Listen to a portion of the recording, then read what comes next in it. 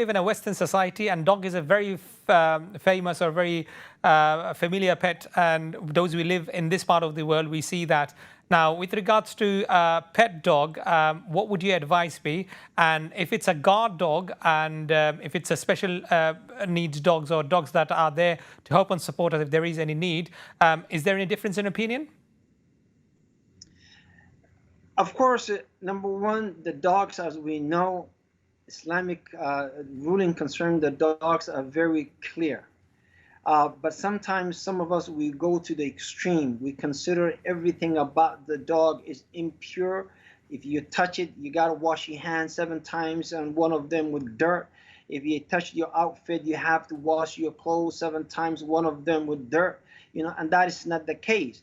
It's only when the dog drinks from the utensils. إذا ولغ الكلب في إناء أحدكم فليغسل 7 مرات إحداهن بالتراب. It's only when the dog starts licking your utensils, that is when you wash 7 times, one of them with dirt. In Sahih Muslim, and Nabi sallallahu alayhi wasallam, it was known that the dogs used to walk into the masjid and Nabi and pee inside the masjid. And nowhere that is known that the Sahaba of Nabi sallallahu alayhi wasallam washed the walls of the masjid 7 times, and one of them with dirt. As long as the urine is dried up, it's not a problem. Now, al-kalb wal-khanzir, they are najasati ayn. By themselves, they're impure. But the najasa, impurity cannot be transmitted unless it's wet. So if the dog is wet or the saliva of the dog touches you, then you can clarify and clear it yourself. But if you pet a dog out, and the skin of the dog or the fur of the dog is dry, then you don't have to do any of the things that the people do it extremely.